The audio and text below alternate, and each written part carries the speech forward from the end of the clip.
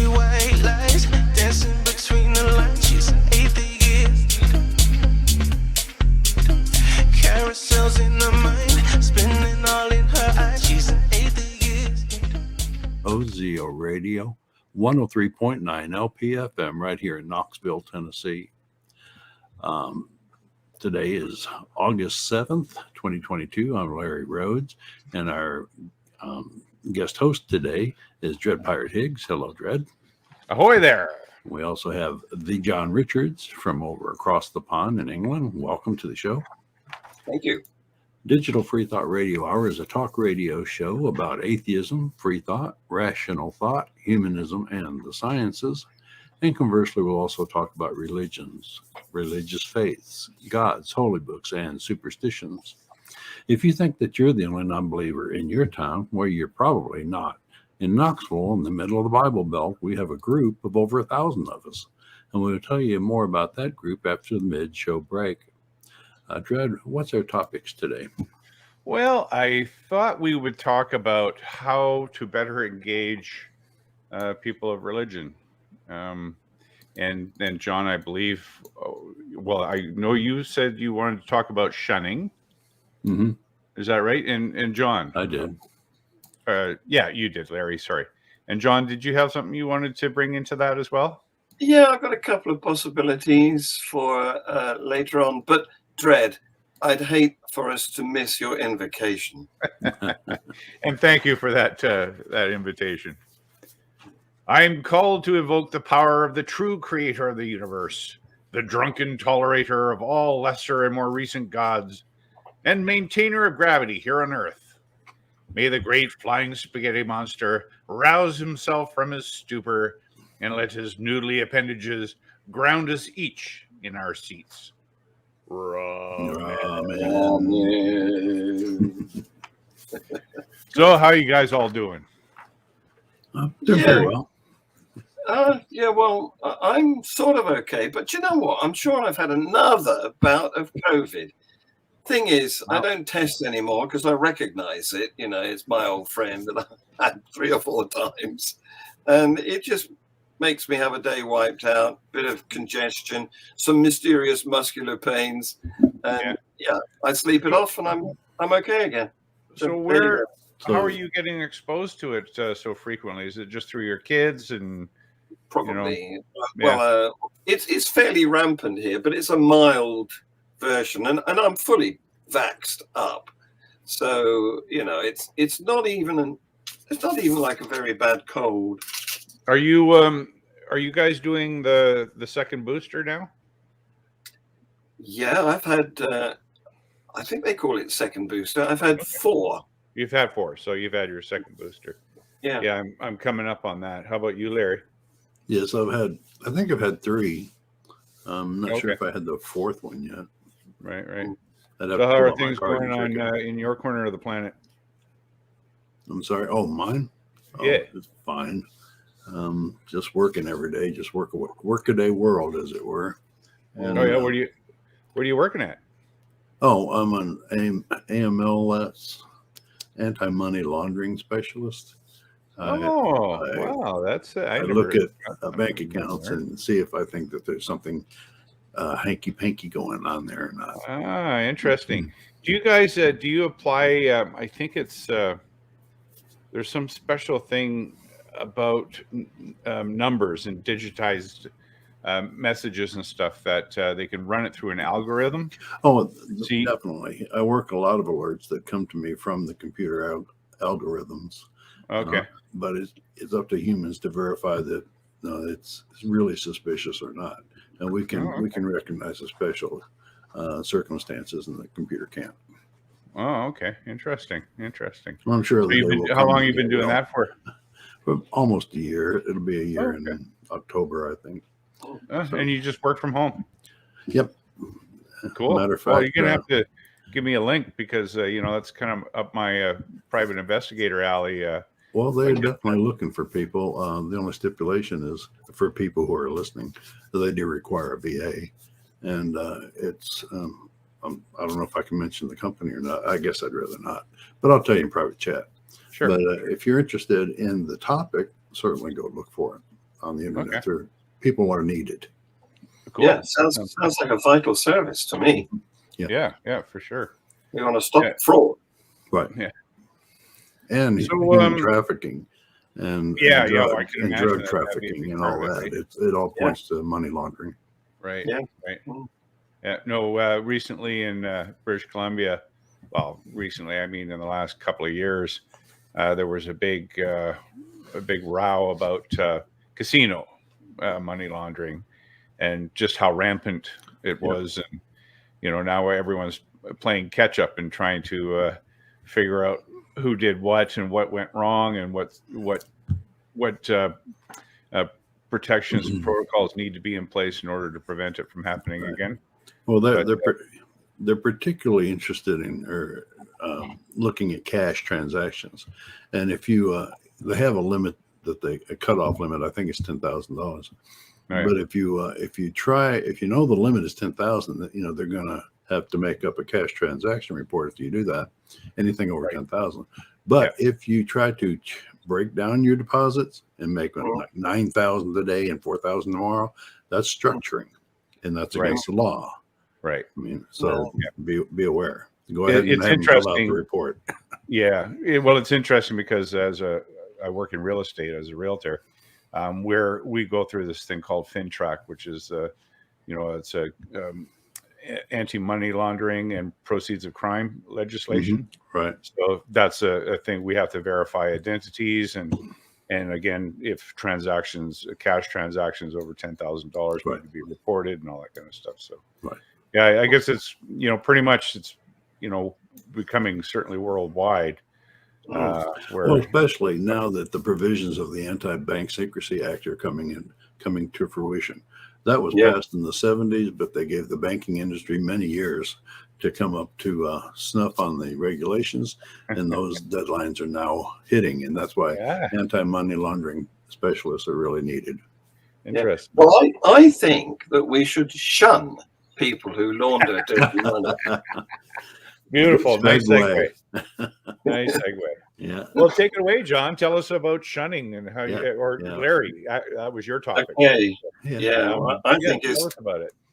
Yeah, I think it's despicable because it's the thin end of a wedge, isn't it? And if you follow that, you start with shunning somebody, which means keeping them out of your family, your tribe, or whatever it is, it's the group that you're in. Yeah. And the next stage is dehumanizing them.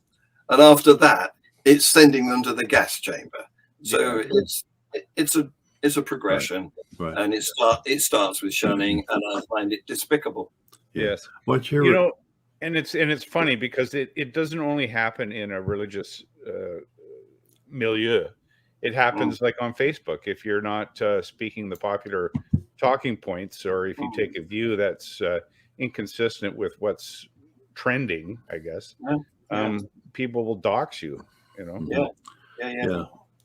The reason I wanted to bring up shunning today is really religious shunning is what I wanted to talk about. Sure. And that's for people who used to be among your group, and then for some reason they decided to leave the group, and the group tells everybody still in the group to have no contact with that person. Yes. And that basically tells them that let's say your family is still part of the group, you can't have contact with your family. And this is a church telling you that you cannot contact your family. Yeah. Also, a lot of it, I'm sure, is the fact that there's reasons that people leave the church. They figure out that it's a hoax or that it's just not true. The claims are invalid.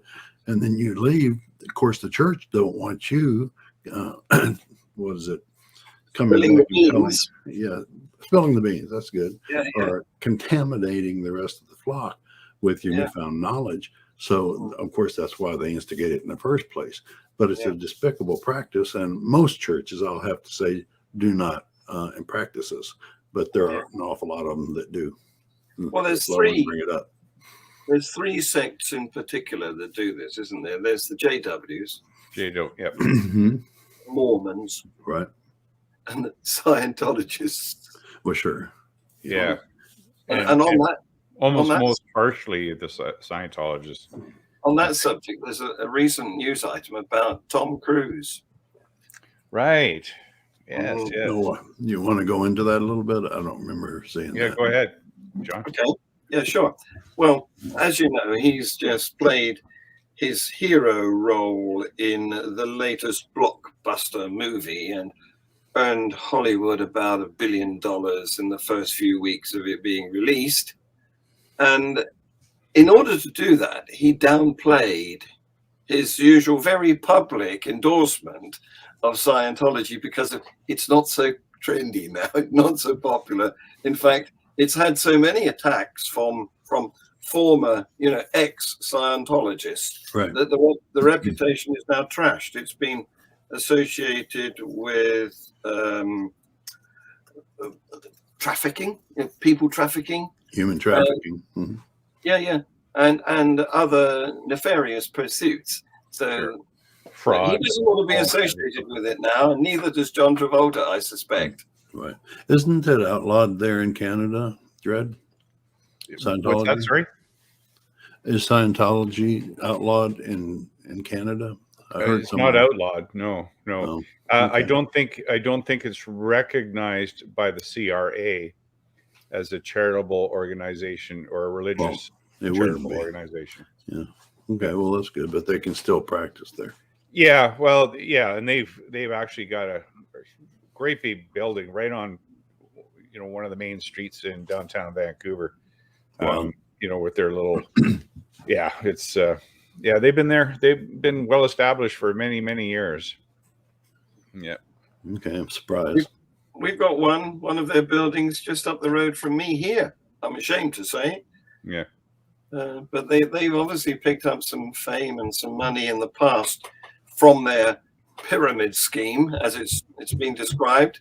Ponzi, a Ponzi scheme. Yeah. Most organized religions are. Yeah. Well, and that's a curious thing too, when you think about it, is like, sort of this outsider test of faith is viewing Scientology in a worse light than the Roman Catholics or the Mormons or the JWs or any other religion for that matter. It's all toxic. It's all part of the same, It's format, really. Just a matter of degree, isn't it? That's it. That's it, right? Yeah, and the worst part to me is that, even worse than Catholics, I hate the concept of confession, and that you carry into the church every dirty thing you've ever done and tell them, every member of your family does, every member of the society that's Catholic carries it in there, but at least they don't record it. Scientology as far as you know. Yeah, as far as I know, that's true. Yeah. But Scientology makes no bones about it. They put you on a quote. I can't remember the name of that little machine, but it's basically a lie detector. right. E-meter. A what? E-meter. E-meter. But Right. it's basically a lie detector, and then they record your sessions, and then they keep those recordings. Right. And who knows what's on there? Who knows what they have on Tom Cruise and everybody else especially the celebrities that go in there. Yeah, for sure. So as far as Shunning goes, there's those groups, of course, the three that you mentioned that make it it's sort of an out practice. But shunning also happens in other religions, but kind of on the down low, right? I know, like, even my daughter, she has shunned me because Is she Catholic or what religion? she's just Christian. I don't know what flavor. Yeah, I don't know what flavor she is, but it's it goes on. just not being able to reconcile my beliefs with hers, and so she's Sure. She said, "I will no longer communicate with you." I think all a year now. I think all atheists can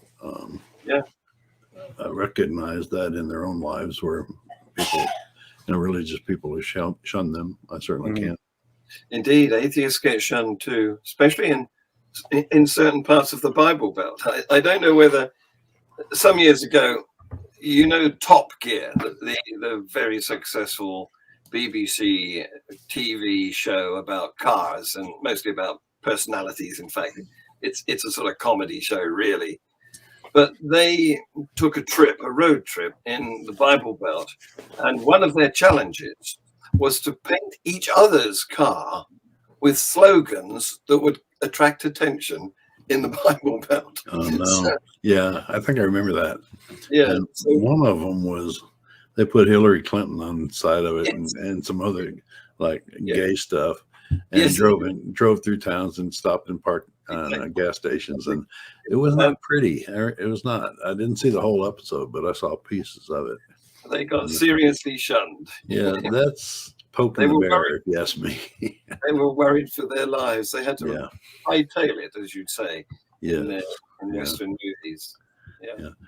Much like a member of our group has put Antifa bus on the side of his car, and drove around in Knoxville for a long time, months. Yeah. And garnered some unwelcome attention, but some welcome attention too, I'm sure. Anyway, how do we start the conversation with believers? I believe, Dred, that was your topic you wanted to bring today. Well, and it's interesting because I just had a conversation with a Roman Catholic who is a friend of mine, just visiting in from Ottawa. He was just here for a few days, and I can't remember having a more engaged conversation with someone who was, a believer.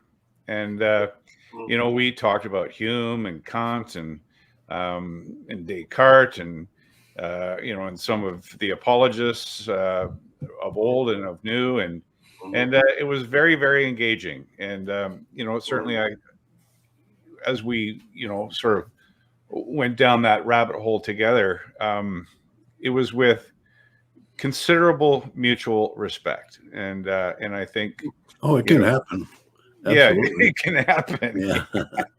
No, but it was just, and that's what kind of got to me, like how do you make that the norm? Like how has that become?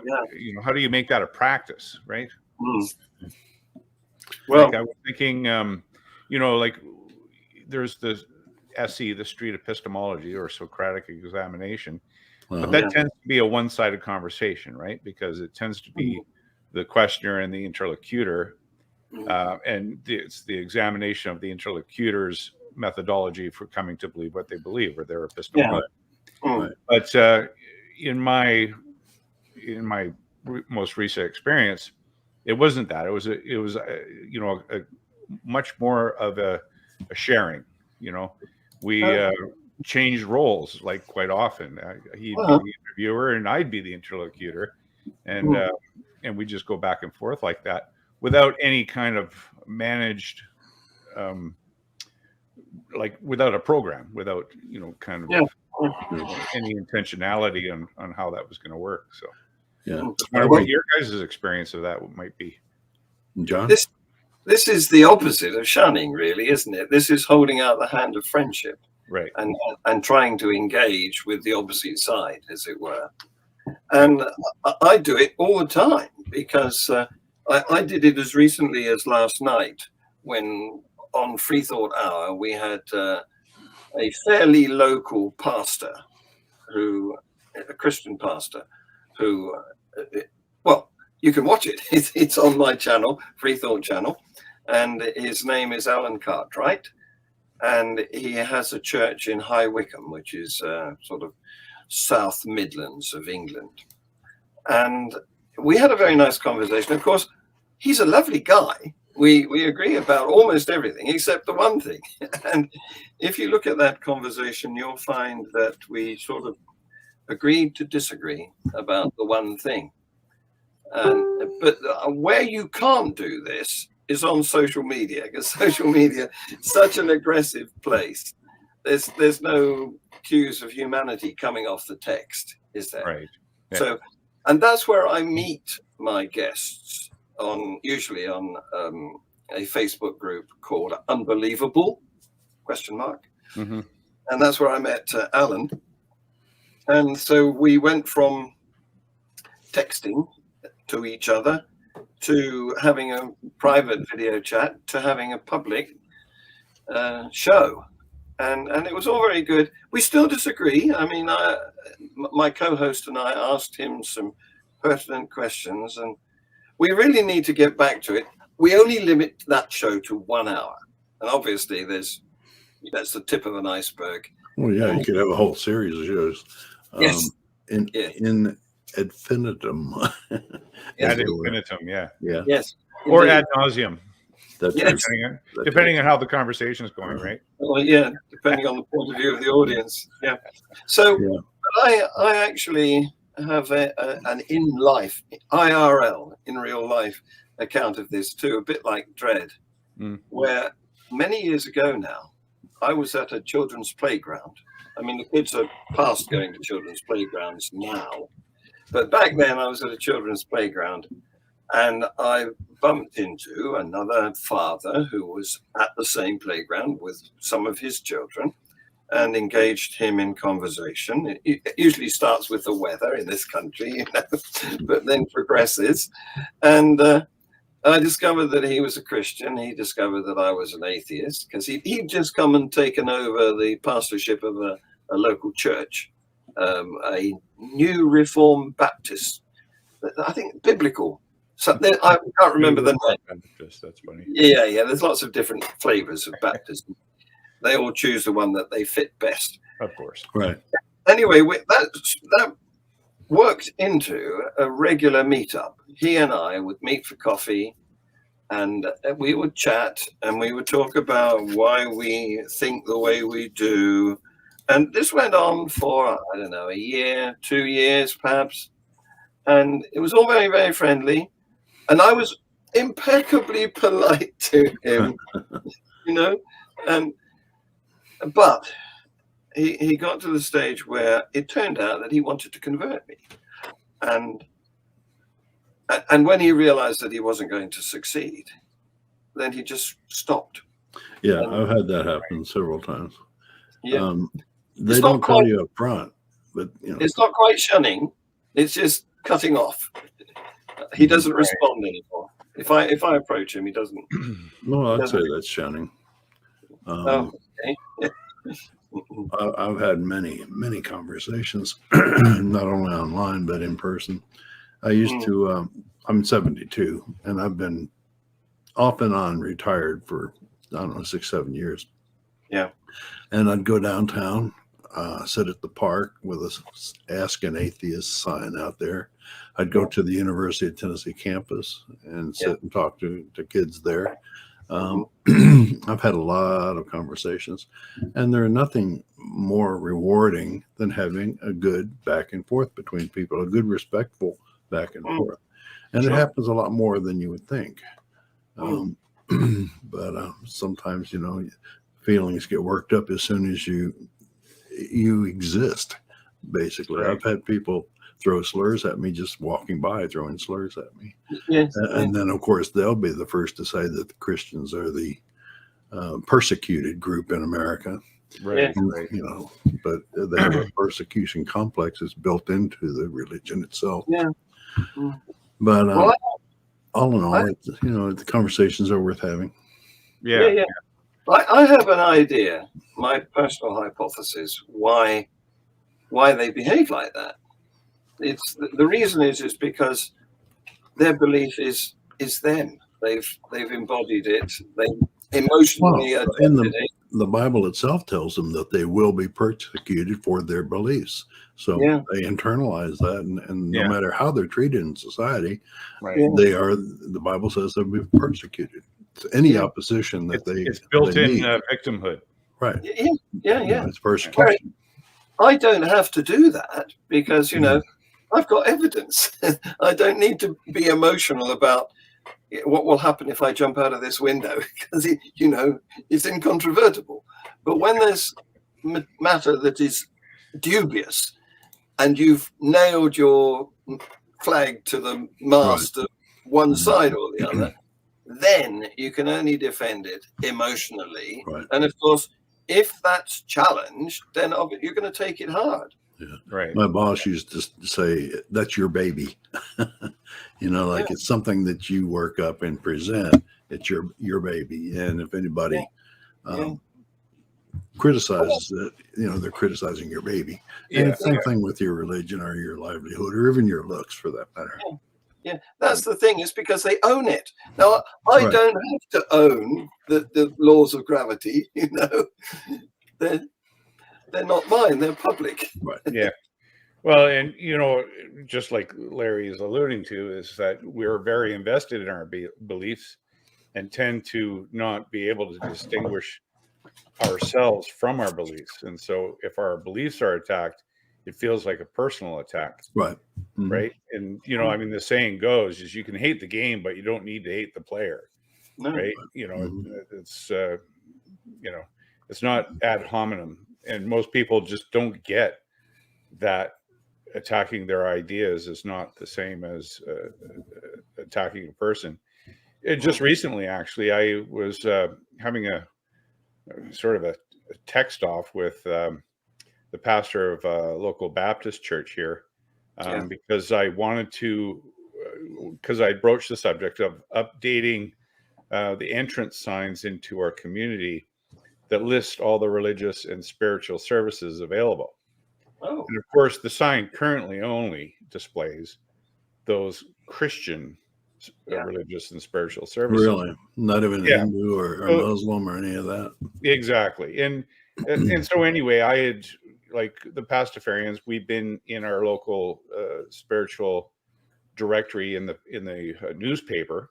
Yeah. It comes out every 2 weeks. The spiritual directory is free, and those that offer services get to advertise their services for free.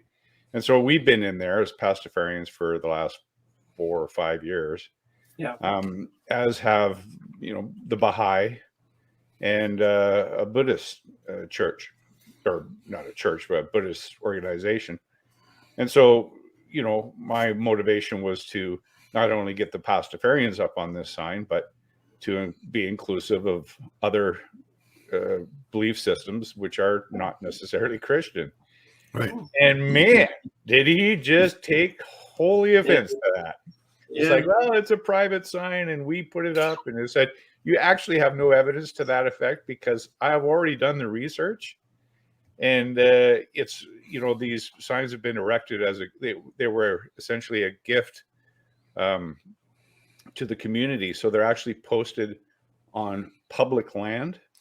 Well, that's even better. It doesn't entitle them to any say about it. Right? Well, you know what? Gift your own sign.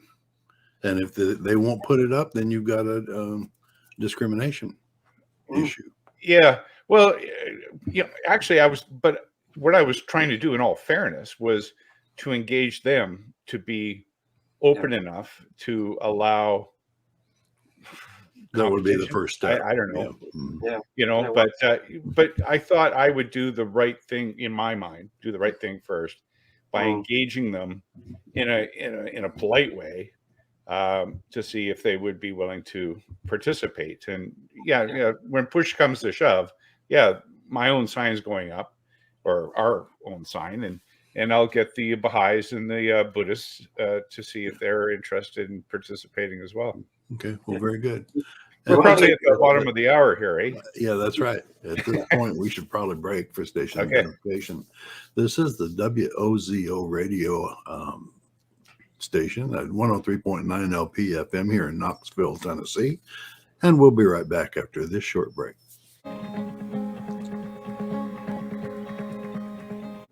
Welcome back to the second half of the Digital Freethought Radio Hour on WOZO Radio 103.9 LP FM here in Knoxville, Tennessee. Let's take just a moment to talk about the Atheists Society of Knoxville. ASK was founded in 2002. We're in our 20th year now with over 1,000 members.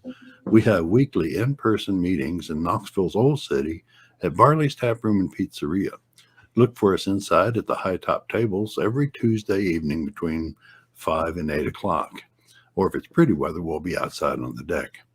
We also have Tuesday evening Zoom meetings if you'd like to join us. If you can't get out, you're not in Knoxville, just want to sit at the computer and talk to other atheists for a little while, join us by emailing us at askanatheist@knoxvilleatheist.org or let's chat se@gmail.com.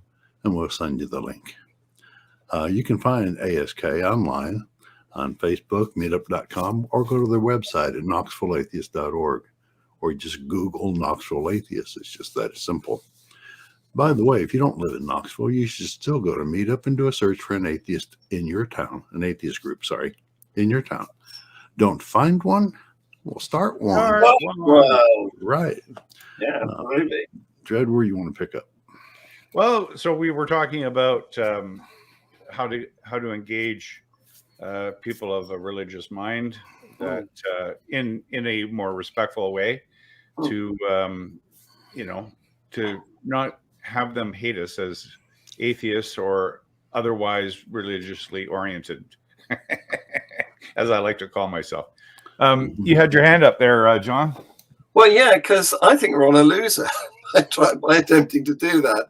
And it links to your admirable attempt to get the entrance to your town labeled as multi-faith. Because the trouble is what they do, particularly, I mean, Christians are the main culprits here because they're the biggest, they're the majority of members in the world that we're talking about.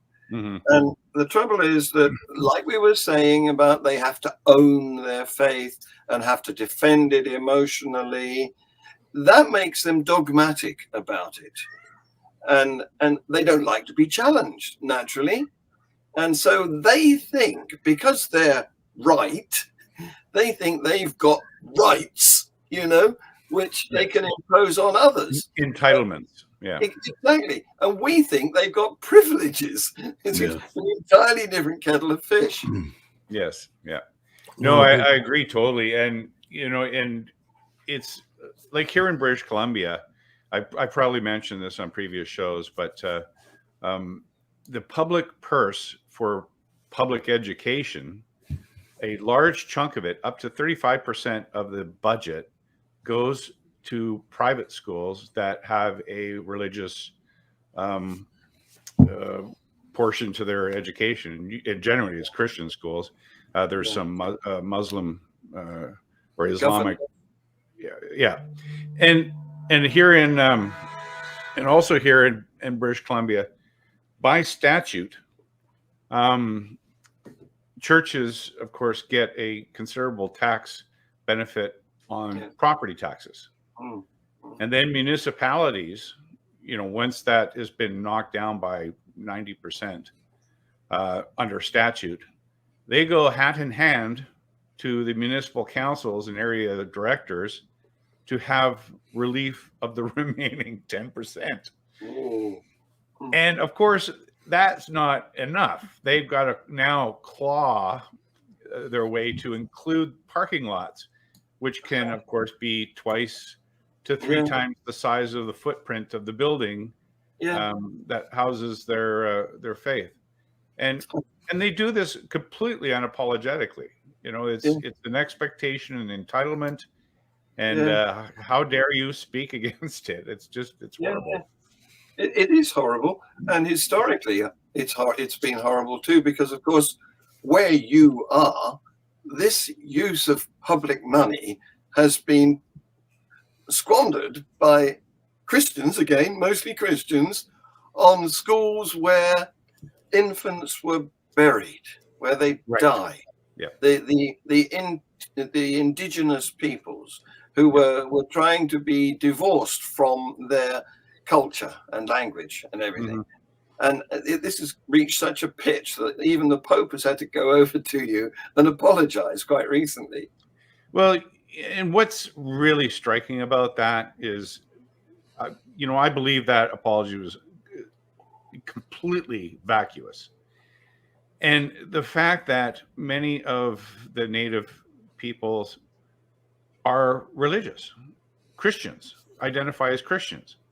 So, somehow they've been sated by that apology, and that's enough.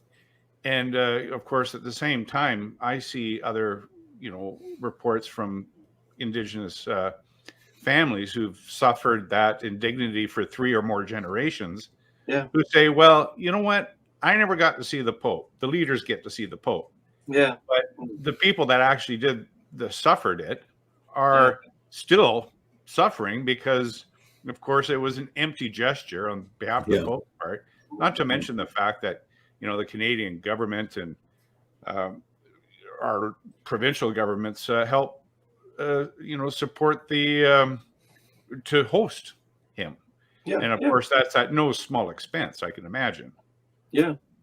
Well, I've been reporting on this over the months in my Global Atheist News. Yeah.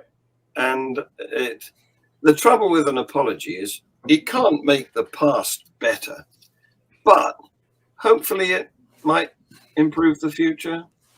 But you have to consider that the creed remains the same. It's still misogynistic. It's still dogmatic. It's still homophobic. It's still anti-autonomy for women's rights. It's horrible. It's still a horrible club to be a part of. Yeah. And to have, it'd be like, having a Hell's Angel say he's sorry for all the drug trafficking and he's still dealing drugs. I mean, you know what I mean? It's just, it's so, well, egregious, of course, right? Yeah, absolutely. Well, you mentioned misogyny. And of course, the Catholic Church is particularly misogynist. You can't even be a member of their clergy if you're female. Yep. And as you say, they don't support bodily autonomy commonly. And even the few saints that they have who are female are the exception rather than the rule. Well, yeah, for sure. And I mean, you think about the latest female saint. What was her name? Mother Teresa. Yeah. Wow. Like when you actually delve into that a little bit, as Christopher Hitchens had, she was not by any means a saint that we would understand. I mean, the Catholic Church can canonize whoever they want, but when you look into what she was really all about in the, actually, supporting poverty really in what she was doing, rather than trying to make things better for people. It was horrible. She was glorifying suffering. Yes. Yeah. Well, certainly not suffering herself. No, indeed. Yeah. Right. Getting the best treatments herself. Yes. Yeah. Typical hypocrisy. It is. Yes. And it's so unfortunate. Again, how do you engage people who are so clearly hypocritical and try to have a decent conversation with them? I mean, like I said, the reason I thought it would be a good subject is because I just had a really good interaction, but those are so far and few between. Yeah. Especially when simply pointing out the hypocrisy they feel is an attack. Yeah. And you're downhill from there. Yeah. Well, what can you do? So were there any viewer comments from the last couple of shows that Larry? I've not received any. No. Oh, is that right? Oh, okay. I Data's trading room was on our show on here, but he was remarking that about the difference between StreamYard and Zoom. And initially, I had it on the small screen, but I've expanded it to the full screen, so it looks more like Zoom. So hopefully, but I can't read his comments at the same time. I need two screens for that, right? Yeah, I did get a comment directly on Facebook, and it's one I get all the time, so maybe we'd like to address it. Sure. So, why can't we just let them believe what they want to believe? Why do we have to intervene? Why do we have to speak up? Why can't we just leave well enough and alone? John, take it. I'm going to turn that round because I don't care what nonsense anybody believes, but I strongly care when they try and inflict their views on us. Right. Talking about hypocrisy. Yes. Yeah. Yeah. They want us to be quiet, but they certainly aren't themselves. Yes. Well, it was interesting when I told you about talking to this Baptist pastor. He said, "Well, you guys just mock the Bible." I said, and I said, "Look, I don't have to. I mean, because there's enough material there. I don't need to write new stuff. As far as the absurdity of it. And if he's complaining that we don't mock the other holy books, it's only because we live in a book that is, monolithic to Christianity, not other holy books. If we lived in, I don't know, Pakistan, we'd probably be talking about Islam. Quran but we're probably doing it secretly. Yes, under threat of death for apostasy or blasphemy or whatever. Yeah. Right. It's pretty striking. But go ahead. I was going to say also that, like as far as institutions go, like right now, I've just been sent an FOI package. I haven't received it yet.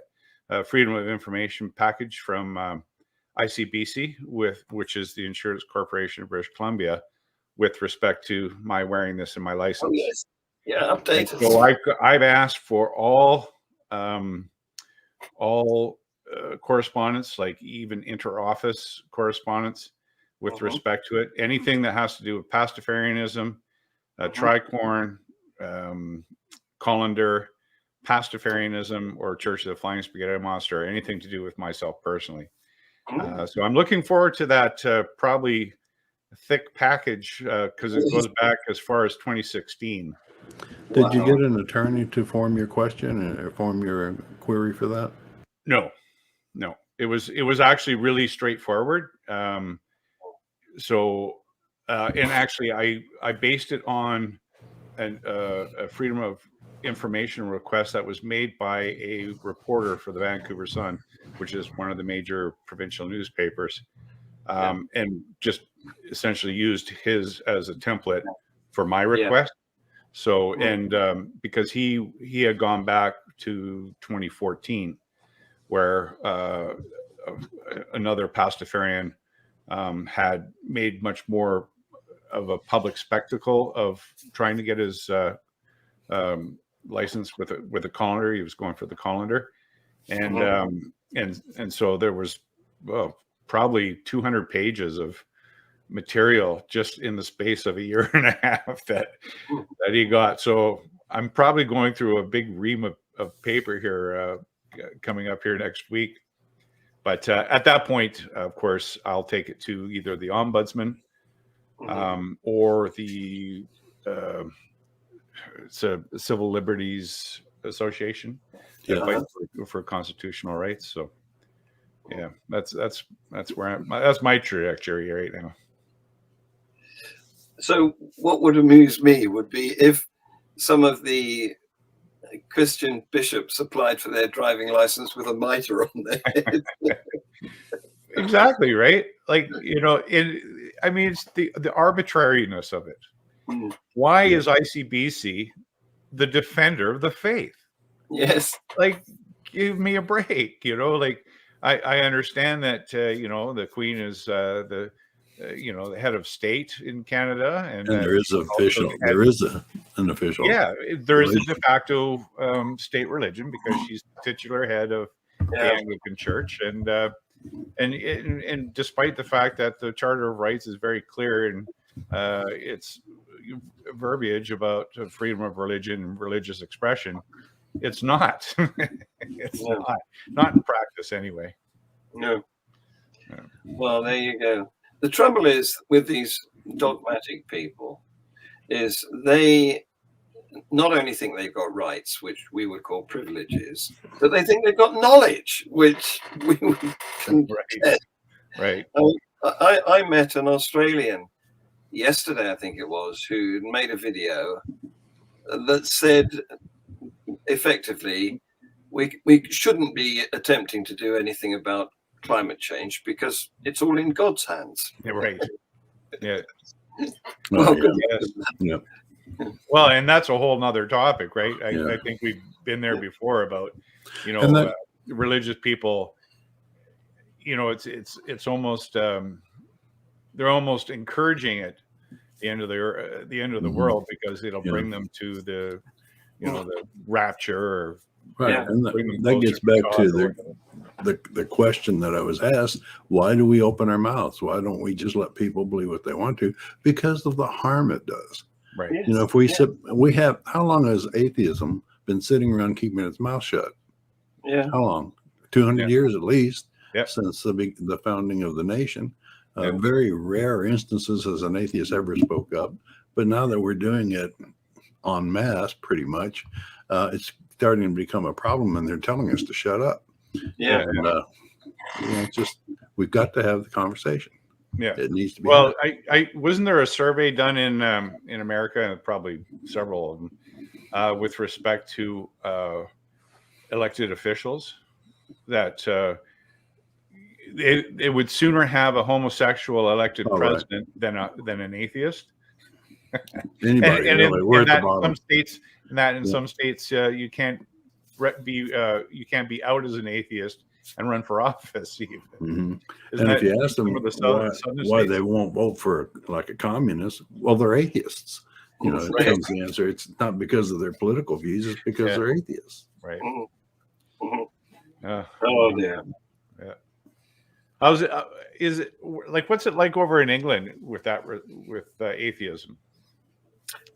Well, it depends where you are, because locally there's no pressure on atheists. It's the normal thing in this part of the world. But if you were to go to, I don't know, I don't really want to name any areas, but there are certain cities with ghettos, I suppose, of particular religions, like strong Judaism, strong Islam, where it would be very dangerous, I think, to start contesting people's views. So, how many members of the House of Lords are out atheists? That's a good question. That's a good question. I'm not sure of how many it is. There are some, I can tell you, but I don't know how many it is. Like, I know there's 22 bishops. That's the number that is constitutionally appointed by the Archbishop in conjunction with the Prime Minister. They have a right to appoint members of Parliament. Yes. Oh my goodness. But they don't have a lot of power. Our upper house is not like your Senate. They can only advise and amend. They can't actually make legislation or prevent legislation passing through. They can just influence it. Yes. Well, there you go. They don't have to put their names to it. They can just influence the heck out of it to swing votes their way or swing their legislation. Like any other lobbyist. Yeah. Right. Yeah. But we've got cases, sort of ongoing cases of where in these parts of the UK I'm talking about, the governance of a school has been taken over by the instance I'm thinking of is by a group of Muslims. And they have tried to impose standards on the way the school is run that is quite unacceptable here. And there's been a number of court cases as a result of it, because staff have been sacked on dubious grounds, heresy or blasphemy grounds. Right. And you can't do that in this country. Well, and you can't even do anyway. You can't even do it. You can't even do hate speech in this country because you get locked up. Yeah. Well, and another thing we've seen here in, I think it's all North America to some extent, but certainly in BC, where there's more, there's a larger population of Indigenous people. And identifying in different tribes and groups and whatnot, where archaeological digs are governed by some very antiquated dogmatic prohibitions, like against women anthropologists participating in a dig while they're menstruating. Oh. Are you aware of that? No. Yes, yeah, and it's getting worse. Because again, with this truth and reconciliation thing going on, it's an entitlement to to respect their beliefs. And that, again, as we were talking about, where we should be able to separate a person from their beliefs. Right. And that beliefs, of course, are always open to ridicule or Right. or investigation or criticism. That this is not this truth and reconciliation thing is pushing that practice aside, where if you criticize a person's beliefs, you're criticizing the person and will be thusly dealt with. Well, how far from that is blasphemy laws? It is. It's all the same thing, right? Yeah. Yeah. Well, it reminds me. You know, it was only in 1978 that blasphemy laws in Canada were abrogated. Yeah. 78. So it's actually pretty recently, right? Shamefully, and the courts still tacitly abide by them in their decisions. Like when the decision for my court case with the Supreme Court in BC, they said, well, you know, you can't say you don't have elements of satire in your religion, so therefore you've just proven us right that you're just a group of people that mock other people. And it's like, no, that does not follow. But again, the court upholds its own opinions in the face of opposition, right? Yeah, I just looked up in America, do any states still have blasphemy laws? And they say that some of them do, but that's from the founding Father's Day or the founding of the state. Right. But in 2009, Michigan, Oklahoma, South Carolina, Wyoming, Massachusetts, and Pennsylvania had laws revoked from their books. So it's 2009. That was 11 years, 13 years ago. Yeah, shamefully, I could beat that. We have a lot of antiquated, non-repealed laws on our statute book.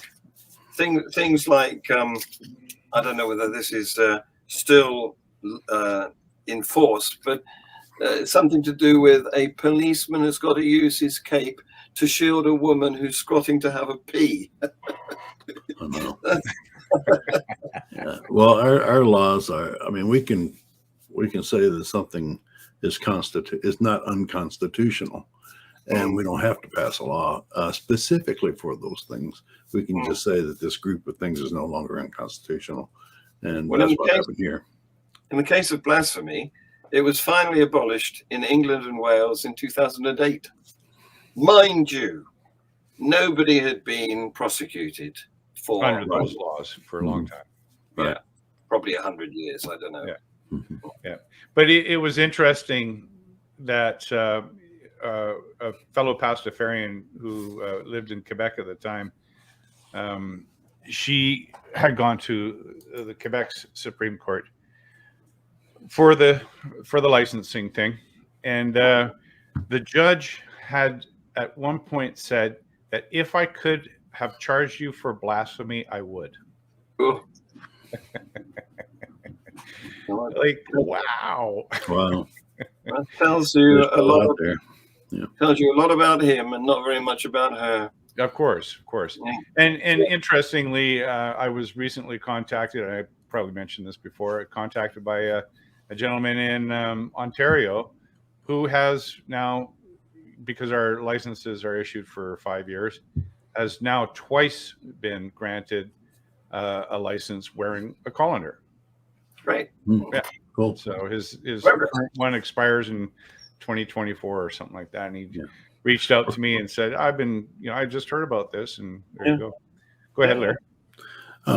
We're getting close to the top of the hour. We need to bring in our last words or whatever going on. Sure.